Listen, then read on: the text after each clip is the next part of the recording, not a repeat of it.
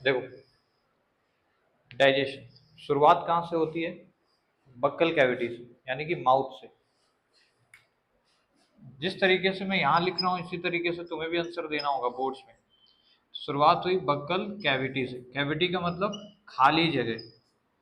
शरीर के अंदर कई सारी क्या है, खाली जगह है। ऑब्वियस सी बात है, इसीलिए शरीर के अंदर इनटेक ऑक्सीजन कर पाते हैं, खाने को हम अंदर इनटेक कर पाते हैं, वगैरह वगैरह चीज। ठीक है, तो उन्हीं को कैविटी बोल दिया। और जो माउथ वाली कैविटी है उसका नाम बक्कल कैविटी। इसके अंदर 3 लोग होते हैं, एक दांत, दूसरा होता है टंग, और एक और होता है जिसको हम बोलते हैं सैलिवरी ग्लैंड्स, जो कि सलाइवा सिक्रीट करती हैं। ठीक है, ये तीनों नाम एकदम रट जाना चाहिए जब भी बक्कल कैविटी का नाम है। ऑब्वियस सी बात है, जो जुबान होती है, टंग होती है, ये डाइजेशन में इन्वॉल्व नहीं होती है। डाइजेशन में कौन सा पार्ट बक्कल कैविटी का नहीं इन्वॉल्व होता है? टंग। हालांकि बक्कल कैविटी इन्वॉल्व होती है, पर बक्कल कैविटी का एक सेपरेट पार्ट है जिसको हम टंग बोलते हैं, वो इन्वॉल्व नहीं होता है। फिर टीथ, तो ऑब्वियस सी बात है, टीथ का काम क्या होता है? खाने को तोड़ना, छोटे छोटे उसमें ब्रेक डाउन कर देना। तो अगर काम बात करें तो इसका है ब्रेक डाउन। ठीक है, सलाइवा का काम क्या है? टंग का तो कोई काम ही नहीं था, इसका काम था ब्रेक डाउन करने का। सलाइवा का काम क्या है? स्लिपरी बनाना, खाने को चिपचिपा। क्यों? क्योंकि अब इसको भाई शरीर के अंदर भी तो ले जाना है, क्योंकि मेन काम तो यही होगा। अब ऐसे डायरेक्टली सूखे खाने को हम अंदर नहीं ले जा सकते, बड़ा फ्रिक्शन होगा। एक दिन चलो मान लो खाना होता तो चलो इतना फ्रिक्शन झेल लें, पर हमें तो अपनी पूरी जीवन भर में हमेशा ही खाना पीना करते ही रहना है, तो उस केस में फ्रिक्शन से ये चीज फट जाती। तो ऐसा ना हो इसलिए हमने हमने क्या, मतलब भगवान ने अपने अंदर क्या दे रखा है? सेल्यूलरी ग्लैंड्स, जो कि सलाइवा सीक्रेट करती हैं। इसका काम होता है खाने को स्लिपरी बना देना। दूसरा और भी इसका इंपॉर्टेंट काम है कि ये लाइजोजाइम इसके अंदर होता है, लाइजोजाइम, जो कि जम्स को मारता है। किसको मारता है? जम्स को। तीसरा इसका काम एक और इंपॉर्टेंट है कि इसके अंदर से एक एंजाइम निकलता है जिसको हम बोलते हैं सेलिवरी एमाइलेस। ठीक है, 3 काम है, पहला खाने को चिपचिपा, दूसरा लाइजोजाइम, तीसरा है सेलिवरी एमाइलेस को रिलीज करता है ये, जो कि क्या करता है भाई? एक चीज को डाइजेस्ट करता है, उसका नाम है स्टार्च, जिसको हम हिंदी में और क्या बोल सकते हैं? स्टार्च होता है चोकर, जो अनाज में चोकर निकलता है उसको हम बोलते हैं स्टार्च। स्टार्च हमारे शरीर में, मतलब हमारे फूड के अंदर होना चाहिए। स्टार्च को बॉडी अच्छे से डाइजेस्ट करती है, विदाउट स्टार्च वाला फूड हम डाइजेस्ट नहीं कर पाते हैं। ठीक है, तो स्टार्च हमारे माउथ से ही शुरू हो जाता है। तो क्वेश्चन पूछता है ऐसा कौन सा पदार्थ है जिसका डाइजेशन बक्कल कैविटी यानी माउथ से ही शुरू हो जाता है? स्टार्च का। समझ रहे हो बात को? यहाँ पे कार्बोहाइड्रेट वगैरह नहीं डाइजेस्ट हो रहे हैं, पर क्या हो रहा है? स्टार्च डाइजेशन शुरू हो चुका है। ठीक है, ओके। प्लांट्स अपना जो खाना है वो किस फॉर्म में स्टोर करते हैं? Starch form. ठीक है, ये बकल कैविटी की बात है। यहां तक खाना हो चुका है, थोड़ा बहुत टूट चुका है और कन्वर्ट हो चुका है बोलस के अंदर। छोटे छोटे गोल गोल इस टाइप से मटेरियल है जिसको हम बोलस बोलते हैं। इतना बन चुका है। अब इसके आगे देख लेते हैं भाई। इसके आगे हमारा है ओइसोफेगस। ओइसोफेगस, अब कल बताया था ओइसोफेगस के अंदर एक टाइप की मूवमेंट होती है जिसके थ्रू वो खाने को क्या करता है? धीरे धीरे धीरे धीरे नीचे की ओर, स्टोमक की ओर लेके जाता है। अगर ये मूवमेंट नहीं होगी तो खाना डायरेक्टली यहाँ पे गिर जाएगा और फिर ऑब्वियस सी बात है इस पे कुछ मोमेंटम ट्रांसफर होगा और फिर कुछ दिक्कत ही होगी, झटके से अगर खाना गिरता है तो। अब हम आते हैं ओइसोफेगस के अंदर, इसको बोलते हैं फूड पाइप। ठीक है, इसका काम क्या है कि ये पेरिस्टाल्टिक मूवमेंट करता है। Peristaltic movement. पेरिस्टाल्टिक मूवमेंट क्या होता है कि शुरुआत में नीचे से बंद है, ऊपर से फूड इनटेक हुआ, फिर ऊपर से बंद होता है, नीचे थोड़ा सा खुलता है, फिर नीचे बंद होता है, फिर ऊपर खुलता है। इस तरीके से खाने को धीरे धीरे करके क्या करता है? नीचे की ओर ले जाता है। अब खाना ऑब्वियस बात है गोल गोल है, चिपचिपा है, तो आराम से आ जाता है, कोई दिक्कत नहीं होती। इसके बाद पेरिस्टाल्टिक मूवमेंट करने के बाद ये पहुंचता है पेट के पास। स्टोमक का एक फिक्स पार्ट है जिसको हमने यहाँ पे ऐसे बनाया हुआ है, इसको मैं थोड़ा सा ऐसे करता हूँ। ये जो यहाँ पे है, यहाँ पे मसल्स होती हैं स्टोमक की, यहाँ पे और यहाँ पे, जिनका नाम है स्फिंक्टर मसल्स। क्या नाम है? Sphincter muscles. तो इनका काम क्या होगा? ऑब्वियस सी बात है, ये ओपनिंग और क्लोजिंग पे है पेट के, यानी ये खाने को देखेगा कि भैया खाना ऊपर से नीचे ही आना चाहिए, ऐसा नहीं कि खाना नीचे से भी ऊपर चला जा रहा है। समझ रहे हो? फॉर एग्जाम्पल अगर आदमी क्या हो जाए, उल्टा उल्टा हो जाए तो खाना बाहर नहीं निकल जाए, समझ लो। पर इन केस ऑफ जैसे कभी कभी क्या होता है उल्टी वगैरह इंसान की आती है, उस केस में खाना इससे बाहर जाता है। पर वो क्यों होता है, क्योंकि यहाँ पे बॉडी के बीच में यहाँ पे क्या होता है, डायफ्राग्म होता है, जिसकी वजह से हम क्या कर पाते हैं, रेस्पिरेशन मतलब ब्रीदिंग वगैरह कर पाते हैं। क्योंकि जो हमारे लंग्स हैं उनके पास इतना प्रेशर जनरेट करने की पावर नहीं होती है कि वो क्या करें, ऑक्सीजन को बाहर से अंदर घसीट लें और अंदर से बाहर भेज दें। इसलिए काम आता है डायफ्राग्म। डायफ्राग्म नीचे जाता है, जैसे धनुष बाण को खींचो तो आगे से मुड़ जाता है ना, तो वैसे ही कुछ काम होता है। डायफ्राग्म नीचे जाता है तो हम सांस अंदर लेते हैं, क्योंकि नीचे जाएगा वैक्यूम बनेगा, लो प्रेशर, तो हाई प्रेशर से लो प्रेशर क्या होगा, गैस का ट्रांसफर होगा। ठीक है, तो डायफ्राग्म जब बाहर की ओर प्रेशर लगाता है तो हमारा खाना बाहर जाता है, परंतु अदरवाइज खाने को कोई भी मतलब वो नहीं रहेगा, एक ही डायरेक्शन में फ्लो कराएंगे, तो it acts as a valve. तो क्वेश्चन पूछ सकता है कि स्फिंक्टर मसल का काम क्या है, तो ये वॉल्व की तरह काम करते हैं, यानी unidirectional flow of food. Uni direction का मतलब single direction, unidirectional flow of food. ठीक है, यूनि डायरेक्शन फ्लो समझ गए, दोनों साइड पे होती हैं, यहां भी यहां भी। ठीक है, इसके बाद खाना आ गया है हमारा पेट के अंदर। पेट के कई सारे हिस्से होते हैं, पर हमें उतना डिटेल में नहीं पढ़ना है, कार्डियक, पायरूविक, ये सब चीजें नहीं। इतना देखो, पेट में यहाँ पे होती है कुछ कुछ ऐसे घास टाइप के मटेरियल होती हैं, जिसको हम रूजी बोलते हैं, ROUGUE। ठीक है, इंपॉर्टेंट नाम नहीं है, बस इतना याद रखो। ये क्या करती हैं, जैसे ही खाना आता है ना, तो खाने के टुकड़े इसमें फंस जाते हैं ऐसे ऐसे, और इसको होल्ड करके रखते हैं, ताकि ऐसा ना हो कि खाना आया पेट के अंदर, उसके बाद वापस से इधर स्मॉल इंटेस्टाइन में चला गया, थोड़ी देर होल्ड करे। होल्ड करने का मतलब क्या है, बढ़िया से, क्योंकि यहाँ HCl एसिड भी आएगी, बढ़िया से मिक्सिंग हो सके, इसलिए यहाँ पे क्या करते हैं, रूजी उसको रोक के रखती है। आर से रोकना, आर से रूजी। ठीक, यहाँ पे हो क्या रहा होता है, यहाँ पे हमारी HCl एसिड, ये जो खाल होती है ना, यहीं पे भरी होती है, HCl एसिड फॉर्म होती है और बॉडी के अंदर यहाँ पे भर जाती है। इस तरीके से डॉट डॉट बनाया है, ये समझ लो क्या है, HCl एसिड है, जो कि बॉडी ने ही बनाया है। ठीक, इस HCl एसिड से पेट को कोई खतरनाक क्यों नहीं हो रहा है, क्योंकि पेट के ऊपर एक लेयर है जिसको हम बोलते हैं म्यूकस की लेयर। ठीक है, इसी लेयर की वजह से पेट को कोई खतरा नहीं हो रहा है, पेट जलता नहीं है। अदरवाइज एसिड अगर शरीर पे गिर जाए, मांस पे गिर जाए, तो क्या होगा, गल जाएगा पूरा पूरा मांस। पर यहाँ पे क्यों नहीं हुआ, because mucus layer is present only in the stomach. पूरी बॉडी में स्टोमक में ही कहीं पाया जाता है म्यूकस। अगर हमारे शरीर में भी ये होता किसी तरीके से, तो हम पे एसिड भी गिर जाती तो भी कोई फर्क नहीं पड़ता, पर अभी फर्क पड़ सकता है, समझ लो। ठीक है, HCl एसिड का काम क्या होता है, अब इसके भी वर्किंग पूछेगा। जैसे सेलिब्री एमाइलेज के काम क्या थे, चिपचिपा बनाना, लाइसोजाइम से जम्स मारना, और सेलिब्री एमाइलेज से स्टार्च का डाइजेशन करना। तो उसी तरह HCl के भी आपसे काम पूछे जा सकते हैं। HCl का काम क्या है, एक तो जम्स को मारना, जम्स किलिंग, क्यों, क्योंकि एसिड है, खतरनाक है, जम्स वगैरह को बढ़िया से मार देगी। दूसरा इसका काम क्या है कि ये एसिडिक मीडियम बना देती है, एसिडिक मीडियम। और इस एसिडिक मीडियम का वेट कर रहा होता है यहाँ पे एक बैठा हुआ एंजाइम पेट के अंदर ही, जिसका नाम है पेप्सिनोजेन। पेप्सिनोजेन, इस पेप्सिनोजेन को ये एसिडिक मीडियम कन्वर्ट कर देता है पेप्सिन के अंदर। ध्यान से नाम सुनना, पेप्सिन। तो पेप्सिन मेन एंजाइम है। ये कौन सा एंजाइम है, जब वो बैठा हुआ था खाली, पेट के अंदर एसिडिक मीडियम नहीं था तो खाली था, कुछ काम नहीं कर रहा था, लेकिन जैसे ही एसिड आ गई, एसिडिक मीडियम हो गया, pH 7 से कम हो गया, बन गया किसमें, पेप्सिन, यानी यही बदल गया इसके अंदर। और अब इसका काम होता है फिक्स काम, जो कि है प्रोटीन को डाइजेस्ट करना। किसको डाइजेस्ट करना, प्रोटीन को। प्रोटीन को ये बदल देता है, मतलब डाइजेस्ट करना मतलब तोड़ेगा, तो तोड़ के बना देता है पेप्टोन के अंदर। इसको याद करना भी आसान है, पेट को हम तोंद बोलते हैं, उसी तरीके से प्रोटीन को पेप्टोन कहाँ पे बनाया जाता है, स्टोमक के अंदर। ये काम किसके थे, HCl एसिड के काम। जैसे सेलिब्री एमाइलेज स्टार्च को डाइजेस्ट करता था, स्लिपरी बनाता था, और तीसरा काम क्या था,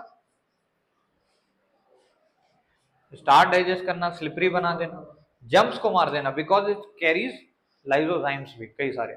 बचपन में छोटे बच्चे जो होते हैं उनके अंदर सलाइवा ज्यादा सीक्रेट होती है, एवरेज ह्यूमन बीइंग में 1 से 1.5 लीटर दिन में सलाइवा सिक्रीट होती है, समझ रहे हो? ठीक है, इतना लिख लो। कल ये लिख लिए थे कि नहीं? ये नहीं लिखे थे। ये पेप्सिनोजेन जरूर लिख लो, कन्वर्ट्स टू पेप्सिन, क्योंकि HCl का काम आपसे पूछा जाना तय है। ठीक है, चलो लिख लिया तो आगे बढ़ते हैं। अब खाना कहाँ पर पहुंच चुका है भाई? अच्छा, इसी में एक और होता है, पेप्सिनोजेन तो प्रोटीन तोड़ दिया, इसी में एक और एंजाइम आता है HCl की वजह से, रेनिन। ये भी एक्टिवेट होके आता है, और रेनिन क्या करता है, ये मिल्क को डाइजेस्ट करता है, मिल्क को दही बना देता है। समझ रहे हो बात को? मिल्क को किस में कन्वर्ट कर दिया? दही में। तो हमें मिल्क ज्यादा, मतलब मिल्क से हमें ज्यादा एनर्जी मिलेगी या फिर दही से? दही से ऑब्वियसली, समझ लो, क्योंकि आफ्टर ऑल उसको पेट में जाके बनना क्या है? दही, और दही खाओगे तो दही दही बनाएंगे, समझ लो। तो ये इसका नाम याद रखो, रेनिन। रेनिन क्या करता है? दूध को पचाता है, जबकि पेप्सिन क्या काम कर रहा था? प्रोटीन को डाइजेस्ट करता है। रेनिन बच्चों में, छोटे बच्चों में रेनिन की मात्रा ज्यादा होती है, तभी बचपन में उनको दूध पिलाया जाता है। और दूध से क्योंकि कैल्शियम होता है, हड्डियां मजबूत होती हैं। दूध एक ऐसा न्यूट्रिएंट, ऐसा केमिकल बोल सकते हो या फ्लूइड है जिसके अंदर सारे न्यूट्रिएंट्स होते हैं, विटामिन के, विटामिन ए, हर चीज होती है उसके अंदर, समझ रहे हो? और कैल्शियम तो भरपूर होता ही है। चलो भाई, रेनिन लिख लेना। ठीक, अब अगले स्टेप पे।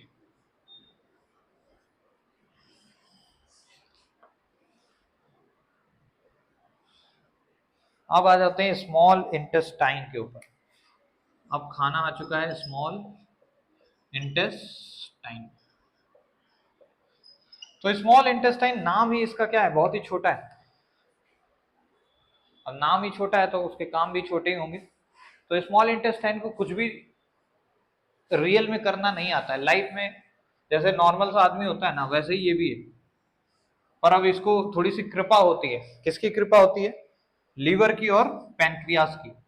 अब क्यों ऐसा मैं बोल रहा हूं? क्योंकि इसका नाम ही क्या है? Small intestine. इसके पास एक तो डाइजेशन करना इसको नहीं आता है। क्या नहीं आता है? डाइजेशन करना बिल्कुल भी नहीं आता है। लेकिन ये पेट से जस्ट अटैच है कि खाना आएगा और तुरंत क्या करना है? इसको डाइजेशन शुरू करना है। तो आगे तो खड़ा है, लेकिन इसको काम करना बिल्कुल भी नहीं आता है। अच्छा, इसके लिए, और दूसरा इसके पास क्या है? म्यूकस नहीं है। मैंने तुम्हें बताया म्यूकस की लेयर पूरे शरीर में कहाँ पे केवल पाई जाती है? बॉडी में, पेट के अंदर। अगर वो किसी तरीके DNA में बदलाव करके अपनी स्किन में हम लोग लगा लें तो क्या होगा? एसिड का कोई प्रभाव ही नहीं पड़ेगा। क्यों भाई? फिर शायद न्यूक्लियर वेपन का अटैक भी हम लोग झेल लेंगे। ऐसा नहीं है, उसमें तो रेडिएशंस होती हैं, समझ रहे हो? वो एसिड थोड़ी होती है। तो म्यूकस की लेयर नहीं होने के कारण अभी तो ये खाना एसिडिक है, वो इसको जला सकता है। इसलिए क्या होता है, लीवर हमारा यहाँ पे प्रेजेंट होता है बॉडी में। लीवर वैसे कई सारे और भी काम करता है, परंतु इसका एक जो मुख्य काम डाइजेशन के लिए है वो है बाइल जूस का बनाना। किस जूस को बनाता है? Bile juice. ये बेसिक इन नेचर होता है, यानी इसका पीएच पीएच क्या होगा? 7 से बड़ा या छोटा? बड़ा होगा। ऑब्वियस ही बात है, बेसिक क्यों बनाया तुम्हें समझ ही आ गया होगा, क्योंकि खाना क्या है? एसिडिक है। जैसे ही ये बेसिक जूस मिलता है तो इन स्मॉल इंटेस्टाइन खुश हो जाता है कि चलो ठीक है, एक मुसीबत से तो मैं बच गया कि मेरी जो लाइनिंग्स है वो जलेंगी नहीं, मैं जिंदा रहूंगा। परंतु दूसरी भी मुसीबत ये है कि इसको डाइजेशन भी तो नहीं आता है। मान लो खाना चला गया तो खाना डाइजेस्ट ही नहीं होगा, वैसे ही अनपचा खाना बाहर निकल आएगा बॉडी से, फिर तो एनर्जी नहीं मिलेगी। पर ऐसा होता तो नहीं है। इट मीन कोई और होगा जो इसकी सहायता करता है, वो है पैनक्रियास। और पैनक्रियास इसका बड़ा भाई होता है एक तरीके से, पैनक्रियास। क्यों बड़ा भाई? क्योंकि पूरे डाइजेशन में सबसे ज्यादा काम यही करता है। पैनक्रियास एक ऐसी ग्लैंड है जो कि एक्सोक्राइन है और एंडोक्राइन भी है दोनों, क्योंकि ये हार्मोन्स भी सिक्रीट करती है और एंजाइम्स भी सिक्रीट करती है। हालांकि वो हम कंट्रोल कोऑर्डिनेशन में देखेंगे। अभी यहाँ पे क्या काम है इसका भाई? अभी यहाँ पे इसका केवल एक काम है, जो कि है कंप्लीट डाइजेस्टिव जूस को निकालना। किसको निकालना? Complete digestive juice. देखो यहाँ जूस वूस आ रहा है बार बार, और जो लोग कमजोर होते हैं उन्हें जूस ही देना पड़ता है।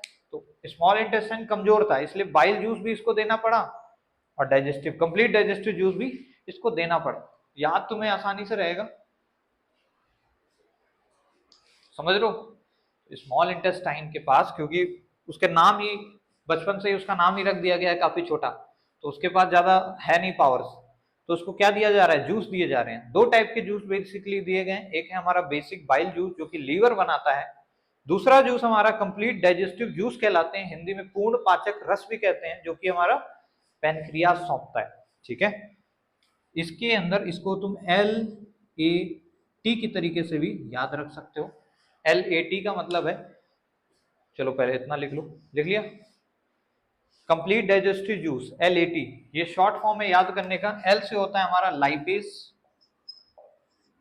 और A से होता है हमारा एमाइलेस, और T से होता है हमारा ट्रिप्सिन। तो एक पेप्सिन आया था ना, वैसे ही ये क्या है, तीनों एंजाइम्स हैं, समझ रहे हो। मैंने अभी बताया था कुछ और, पैनक्रियाज एक ऐसी ग्लैंड है जो कि एक्सोक्राइन भी है और एंडोक्राइन भी है।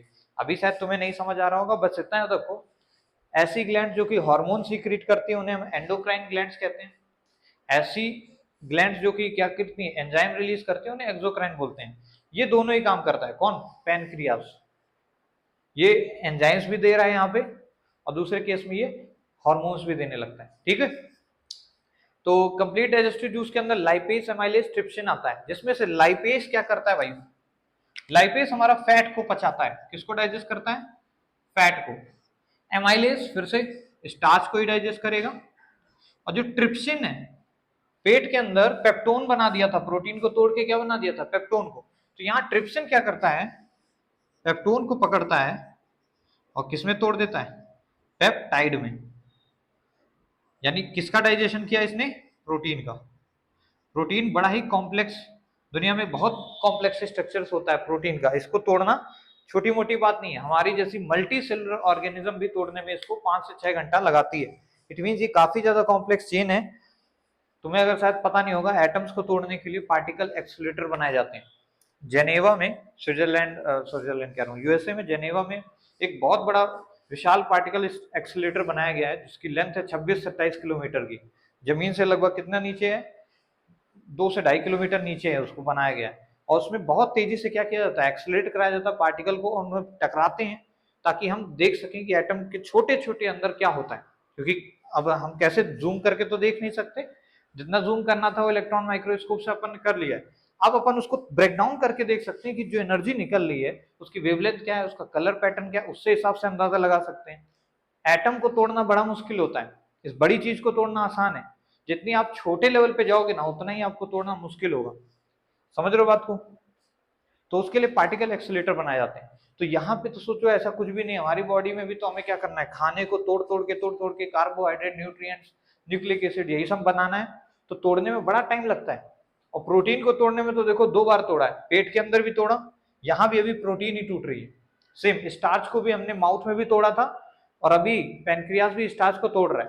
हालांकि माउथ की मजबूरी है, माउथ में हम पूरा खाना थोड़ी रखे रहते हैं, खाने को तो पेट में भेज देते हैं तुरंत ही, है कि नहीं।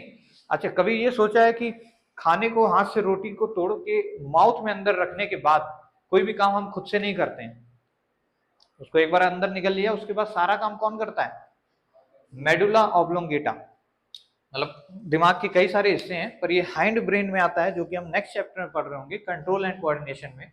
वो ये सारे काम देखता है कि रेस्पिरेशन का हमारा रेट क्या होगा, ब्रीदिंग रेट क्या होगा, सोचने का हर चीज, ये काम कौन करता है, मेडुला ऑब्लोंगेटा। ये इसलिए बता रहा हूँ क्योंकि जब फांसी लगाई जाती है किसी इंसान के, तो जब फांसी लगती है तो यहीं की चीजें, ये हड्डी कट जाती है, टूट जाती है मीन्स, और यहीं से कनेक्टेड होता है क्या, ब्रेन का मेडुला ऑब्लोंगेटा, हाइंड ब्रेन का पार्ट, जो कि स्पाइनल कॉर्ड से फाइनली कनेक्ट हो जाता है। और ये कट हो जाता है, जैसे ही ये कट होता है दिल का धड़कना बंद, हर चीज बंद हो जाती है। समझ लो, ठीक है। लिख लिया पैनक्रियास का, लिख लो भाई। कंप्लीट डाइजेस्टिव जूस के अंदर लाइपेस, एमाइलेस, ट्रिप्सिन, यहाँ पे दे रखा है कि नहीं,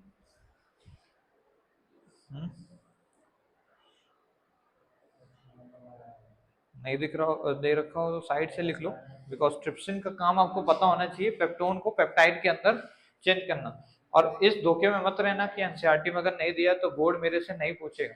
हाँ, एनसीईआरटी तो आनी ही चाहिए, साथ साथ थोड़ा बहुत एक्स्ट्रा भी आपको पता होना चाहिए।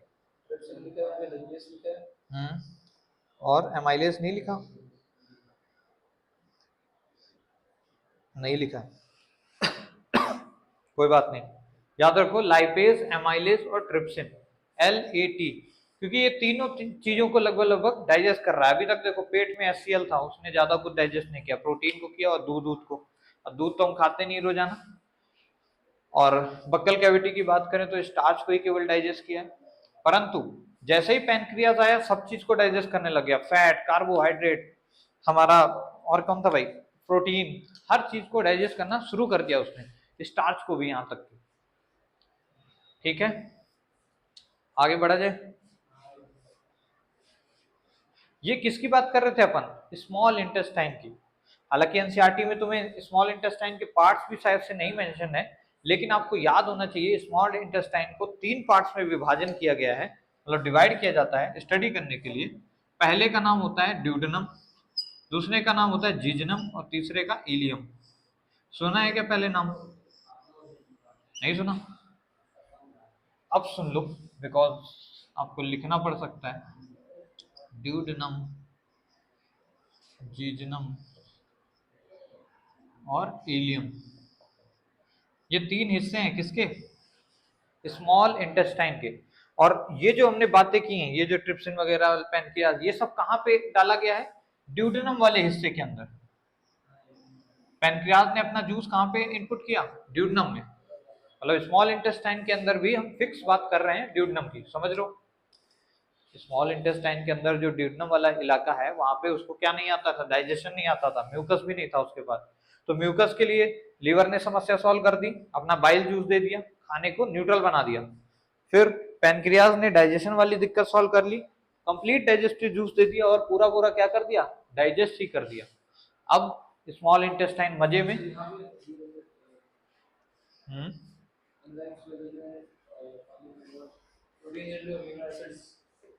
हाँ जी, अमीनो एसिड लास्ट स्टेज है जहां पे कन्वर्ट किया जाता है। तो ये तो तुम वहां चले गए ना, स्मॉल इंटेस्टाइन के लास्ट वाले पार्ट में, इलियम में, जहां पे एकदम फाइनल कन्वर्जन हो रहा है। सुनो, अभी तक अपन ने देख लिया इतना, ये कहां पे हो रहा था, स्मॉल इंटेस्टाइन के ड्यूडेनम में।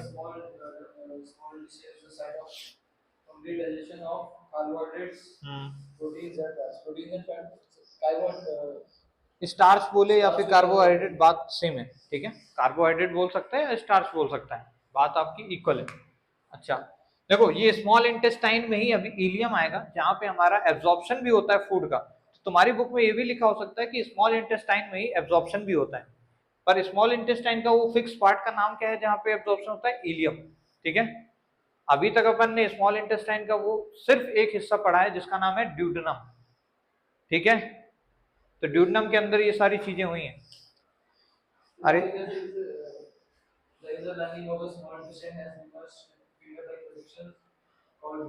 वो जो बात कर रहा है वो इलियम की बात कर रहा है। जैसे उन्होंने स्मॉल इंटेस्टाइन बोल दिया तो सब कुछ कवर करके लिख दे रहे हैं, वो नहीं बता रहे कि ड्यूडेनम के अंदर LAT आ रहा है, इलियम के अंदर विलाइज है। बिल्कुल, वो है इलियम के अंदर विलाइज, और ड्यूडेनम के अंदर LAT है जहां पे डाइजेशन हो रहा है। समझे? क्योंकि अपने को फिक्स ऐसे बताना पड़ेगा ना, 1 बाय 1 करके। चलो इसके बाद देखते हैं आगे, अपन चलते हैं, ड्यूडेनम देख लिया, जीजनम देखते हैं। तो फिर से जीजनम का कोई भी डाइजेशन का काम नहीं होता है, ये केवल सरफेस एरिया प्रोवाइड करता है, मतलब खाने को फैला देता है। अगर इसकी लेंथ की बात करें तो कल बताया था, 3 लोग अगर एक के ऊपर एक खड़े हो जाए तो उतना लंबी होती कौन, स्मॉल इंटेस्टाइन। और इसकी जो मोटाई होती है वो 1 उंगली जितनी, इतनी मोटी होती है, ज्यादा नहीं। तो इसके अंदर जो दूसरा हिस्सा है जीजनम वाला, उसका काम कोई भी नहीं है, वो केवल खाने को क्या करता है, फैला देता है कि बढ़िया से। क्योंकि अब इलियम क्या काम करेगा, उससे इंपॉर्टेंट न्यूट्रिएंट्स को खून में मिलाने की कोशिश करेगा कैपिलरीज के अंदर। तो सिंपली बात कर लेते हैं इलियम की। जीजनम का काम क्या है, ये भी लिख लो, provide surface area, provide surface area for absorption, ताकि बढ़िया से न्यूट्रिएंट्स वगैरह क्या हो, एब्जॉर्ब हो, इसके लिए सरफेस एरिया फैला देता है खाने को कुल मिला के। अच्छा, इलियम की बात करते हैं। इलियम जो होता है, जैसे मान लो ये है हमारी, तो इलियम के अंदर इस तरीके से फिंगर लाइक प्रोजेक्शंस होते हैं जिन्हें हम विलाई बोलते हैं। उंगलियों के जैसे होते हैं, खूब सारे होते हैं, करोड़ों होते हैं, ठीक है। और इतने छोटे होते हैं, माइक्रोस्कोप के लेवल से देखोगे कैपिलरीज होती हैं जो कि थोड़ी सी एक्सटेंडेड होती हैं। ये फाइनली कहाँ से मिली हुई थी? इधर से जो आर्टरी वेन्स जा रही होंगी उनसे मिली हुई होती हैं। यहाँ से जो खाना वाना आया है ना, अब क्योंकि खाना इतना ज्यादा टूट चुका है कि उसके पास जो इंपॉर्टेंट न्यूट्रिएंट्स हैं वो बह रहे हैं, तो उस बहने वाले उसको चिपका लेते हैं और चिपका के कहाँ भेज देते हैं भाई? पकड़ के अंदर खून के अंदर सप्लाई कर देते हैं, क्योंकि यहाँ पे हाई कंसंट्रेशन हो जाएगा न्यूट्रिएंट्स। तो यहाँ पे खाने में जब हमने खाया तो हाई कंसंट्रेशन है। अब ब्लड में क्योंकि हमें भूख लगी थी, भूख लगने का मतलब हमारी एनर्जी एग्जॉस्टेड थी, तो ब्लड के अंदर न्यूट्रिएंट्स उस तरीके से फ्लो नहीं हो रहे थे, यानी ब्लड में लो प्रेशर, इधर हाई प्रेशर। तो प्रेशर डिफरेंस के कारण क्या होता है, इंपॉर्टेंट न्यूट्रिएंट्स एब्जॉर्ब हो जाते हैं बॉडी के अंदर, खून के अंदर मिक्स हो जाते हैं। और ये काम कौन कर रहा है भाई? विलाई। इनका नाम क्या होता है? विलाई। ये फिंगर लाइक प्रोजेक्शंस होते हैं, फिंगर लाइक प्रोजेक्शंस। एक तरीके से कैपिलरी जितने छोटे होते हैं। अब कैपिलरी नाम सुना है क्या कभी? वेन्स, आर्टरीज, कैपिलरीज बहुत ही पतली होती हैं जो कि ब्लड को कैरी कर रही होती हैं, समझे? तो फिंगर लाइक प्रोजेक्शन जिनका साइज अप्रोक्सीमेटली कैपिलरी के जैसा होता है, are present in ileum which absorb the important nutrients. और यहीं पे जो हमारा पेप्टाइड था ना, वो कन्वर्ट हो जाता है, पेप्टाइड कन्वर्ट हो जाता है एमिनो एसिड्स में या न्यूक्लिक एसिड, एमिनो एसिड। यानी प्रोटीन फाइनली क्या बन गया? पहले प्रोटीन था, प्रोटीन, फिर कन्वर्ट हुआ पेप्टोन में, फिर पेप्टोन से पेप्टाइड बना, फिर पेप्टाइड से एमिनो एसिड। प्रोटीन से पेप्टोन बनाया किसने? पेप्सिन ने। और फिर पेप्टोन से पेप्टाइड बनाया ट्रिप्सिन ने। और यहाँ पे एक हार्मोन सॉरी एंजाइम सीक्रेट होता है जिसको हम बोलते हैं इरेप्सिन। देखो सब में सिन सिन आ रहा है लास्ट में। तो ये सभी क्या काम कर रहे हैं? प्रोटीन को ही तोड़ते जा रहे हैं। पहले प्रोटीन था, पेप्टोन बना दिया। ये चीज कहाँ पे हुई थी? स्टोमक के अंदर, पेट में। टोन से करके याद करने को बोला था। फिर ट्रिप्सिन आया, ट्रिप्सिन ने क्या काम किया भाई? पेप्टोन को पेप्टाइड बना दिया। उसके बाद इरेप्सिन आया जो कि हमारा स्मॉल इंटेस्टाइन के इलियम वाले पार्ट में आया था, जिसने अब पेप्टाइड को भी तोड़ दिया है स्मॉल स्मॉल एमिनो एसिड में, जो कि फर्दर विलाई के थ्रू क्या हो रही है? एब्जॉर्ब हो जाएंगी और बॉडी को एनर्जी मिल जानी है। यानी प्रोटीन को स्मॉल स्मॉल उसमें तोड़ दिया, पर टाइम लगा। 3 टाइप के एंजाइम से लग गए, पेप्सिन, ट्रिप्सिन और इरेप्सिन। तीनों के नाम याद करना आसान है, इसलिए नाम लिख लो। एनसीईआरटी में नहीं मिलेंगे ये, आपके लिए मतलब एक तरीके से वो है एक्स्ट्रा में। और ये एक्स्ट्रा जरूरी है, मतलब ऐसा नहीं कि उसको एक्स्ट्रा बोलेंगे।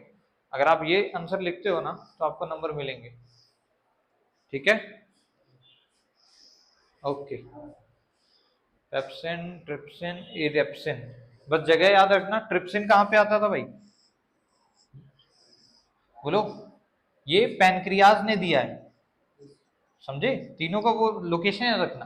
हालांकि हुआ कहाँ है? पैनक्रियाज ने दे दिया था, पर स्मॉल इंटेस्टाइन के ड्यूडेनम वाले इलाके में ये चीज थी, ड्यूडोनम, ठीक है? यहीं पे कंप्लीट डाइजेस्टिव जूस आया था जिसको हम L80 के नाम से भी पुकारते हैं, ठीक है? अब खाने के अंदर से सारे इंपॉर्टेंट न्यूट्रिएंट्स एब्जॉर्ब कर लिए जाएंगे स्मॉल इंटेस्टाइन के लास्ट वाले पार्ट में, जिसका नाम है इलियम, ठीक है? Duodenum, jejunum, ileum. Duodenum, jejunum और इलियम इंपॉर्टेंट नाम है, याद हो जाएंगे 3-4 बार पढ़ते रहोगे तो। ड्यूडेनम, जीजनम और इलियम।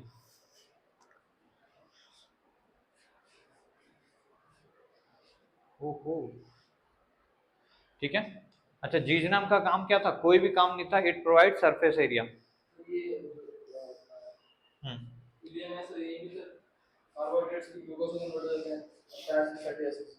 हाँ, कार्बोहाइड्रेट भी लिख लो, यहाँ पे कन्वर्ट हो जाता है। प्रोटीन तो एमिनो एसिड में बदल गया, कार्बोहाइड्रेट किस में बदल जाएगा? ग्लूकोज में फर्दर, और ग्लूकोज बॉडी एब्जॉर्ब कर लेगी। कार्बोहाइड्रेट या फिर स्टार्च लिख लो, वो कन्वर्ट हो जाएगा ग्लूकोज में। प्रोटीन कन्वर्ट हो जाएगा एमिनो एसिड में, जो कि उसका सिंपलेस्ट क्या है? फॉर्म है। तो क्वेश्चन ऐसे ही पूछ सकता है कि जब हम भाई कार्बोहाइड्रेट को तोड़ेंगे तो जो लास्ट हमारा सिंपलेस्ट फॉर्म ऑफ कार्बोहाइड्रेट बनेगा वो क्या होगा, ग्लूकोज। यानी प्रोटीन का सिंपलेस्ट फॉर्म ऑफ फूड क्या होगा, एमिनो एसिड। सिंपलेस्ट फॉर्म मतलब तोड़ने के बाद सबसे लास्ट में क्या बॉडी एब्जॉर्ब कर रही है, कार्बोहाइड्रेट का ये होगा। ठीक है, अगर अच्छा फैट्स होगा तो फिर क्या बनेगा, फैट हमारी फैटी एसिड्स में कन्वर्ट हो जाती है। ठीक है, इन्हीं फैटी एसिड से हालांकि बनाया जाता है क्या, साबुन वगैरह भी इन्हीं फैटी एसिड से बनती हैं। तुमने अगर शायद जानते नहीं होगे, साबुन वगैरह जो फैक्ट्री से बनती हैं कई बार मतलब चमड़े का यूज होता है, लेदर का, यानी स्किन ऑफ एनिमल्स यूज होती हैं। उसमें क्या होता है, यही ऑयल होता है, फैटी एसिड। मतलब ये ऑयली वाली चीज है, फैट क्या होगा, हमेशा ऑयली टाइप चीज होगी, तो फैटी एसिड बन जाएगा फैट, फैटी एसिड्स। अच्छा, बेकिंग सोडा और बेकिंग पाउडर में डिफरेंस बताओ। What is the difference between baking soda and baking powder. अगर केक बनाना होगा, ज्यादा पावरफुल होता है या ज्यादा बेसिक होता है, ज्यादा खट्टा होता है। अगर खाने में डाल दिया तो केक वगैरह में तो एकदम खराबी कर देगा, इसलिए उसमें थोड़ी बहुत एसिडिक एसिड डाल देते हैं जो कि वीक होती हैं वो और खाने लायक भी होती हैं, जैसे टार्टरिक एसिड, मलेइक एसिड, ये सभी मिला देते हैं और उसकी पावर को थोड़ा क्या करते हैं, न्यूट्रलाइज करने की कोशिश करते हैं, तब वो बन जाता है बेकिंग पाउडर जो कि बाजार में बिकता है। बेकिंग पाउडर जब हीट करते हैं तो एक गैस रिलीज होती है, वो एक ऐसी गैस है जिसको हम अगर स्लेक लाइन से पास करें तो वो टंग्स मिल्की कर देती है। गैस का नाम क्या है,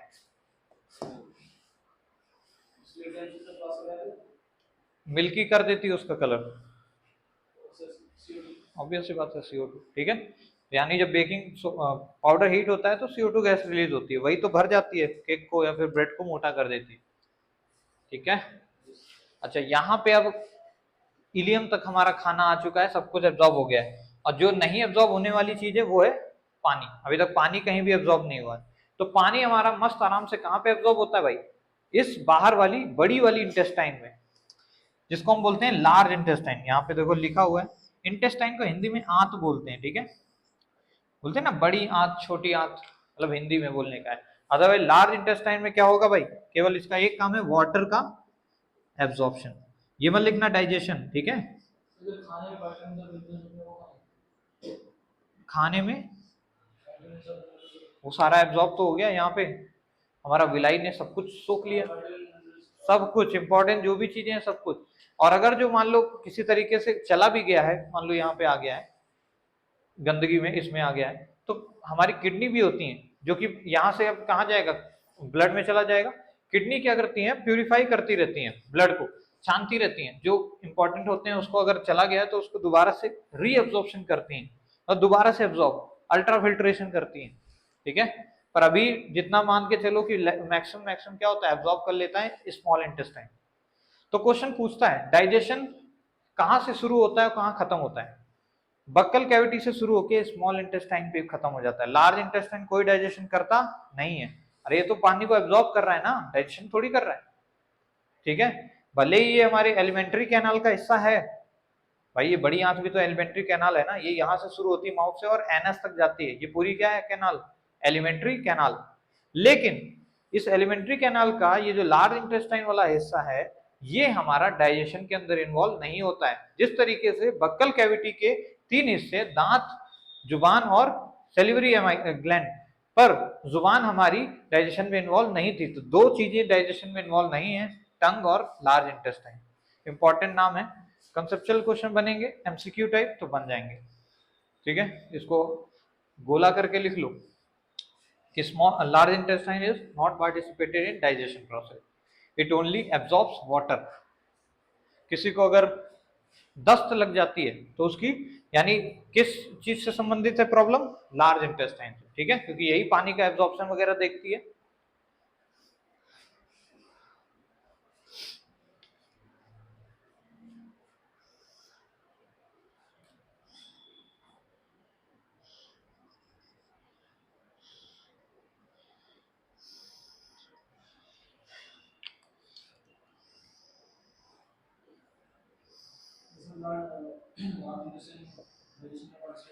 नहीं करती, खुद डाइजेस्ट नहीं करती, केवल अपना पानी को एब्जॉर्ब कर लेती है। क्योंकि बॉडी में ऐसा ना हो कि पानी की कमी होगी। पानी जरूरत होती है ना बॉडी में। अच्छा, कहाँ पे जरूरत होती है वाटर की? रेस्पिरेशन, उसमें तो ऑक्सीजन चाहिए और खाना चाहिए बस।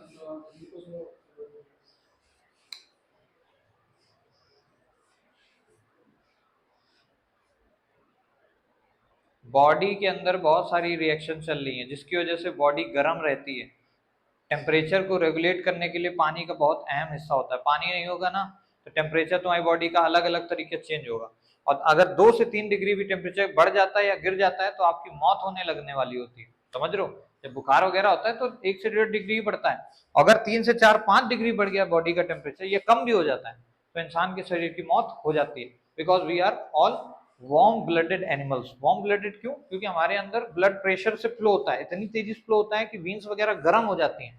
अरे किसी पाइप से पानी खूब तेजी जाएगा, हमेशा जाएगा, तो क्या होगा? गर्म हो जाएगा कि नहीं? अगर उसका एरिया वगैरह छोटा कर दो एकदम हीट रहेगा। तो वैसे ही हमारी बॉडी है, अगर पानी नहीं रहेगा ना तो हम लोग अपना थर्मल रेगुलेशन भी नहीं कर पाएंगे। ठीक है, हालांकि किडनी भी देखती है ऑस्मो रेगुलेशन वगैरह, ये जब किडनी उडनी पढ़ेंगे तब देखेंगे। अभी अपन ने केवल कितना पार्ट देखा भाई? डाइजेशन का देखा है।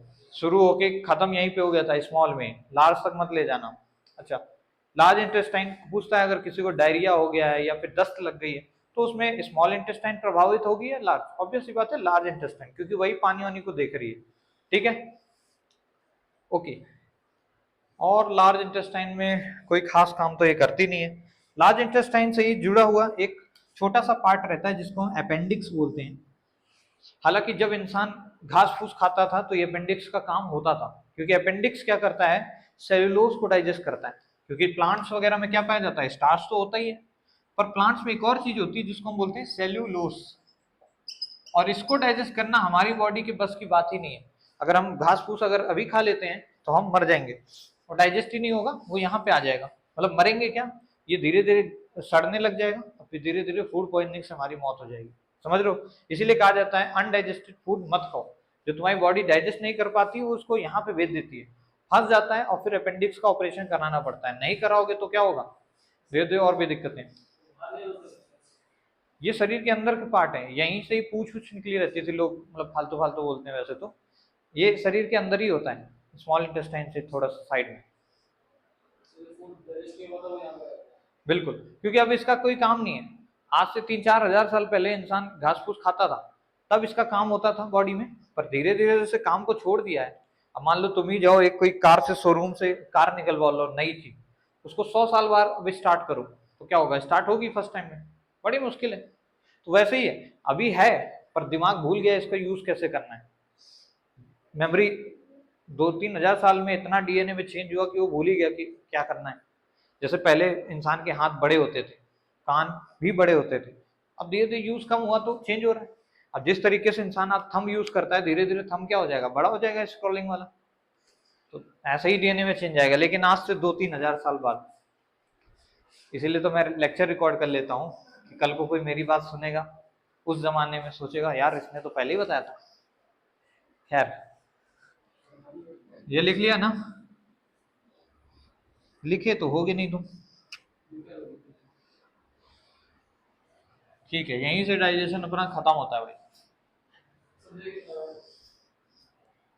क्या?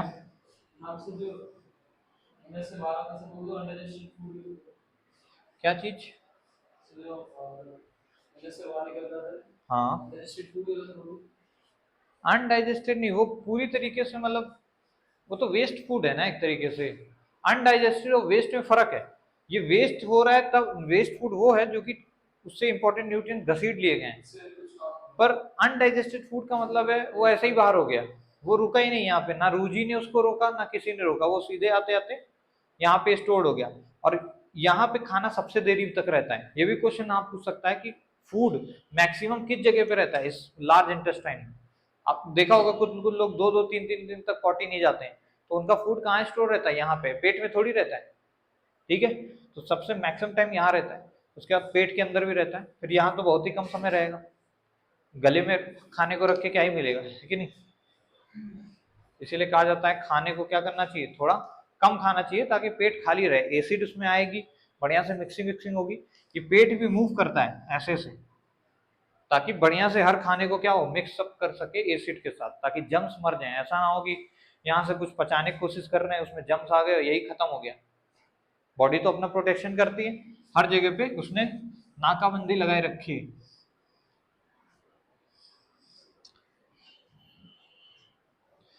और देखो एनसीईआरटी में कुछ बच रहा है।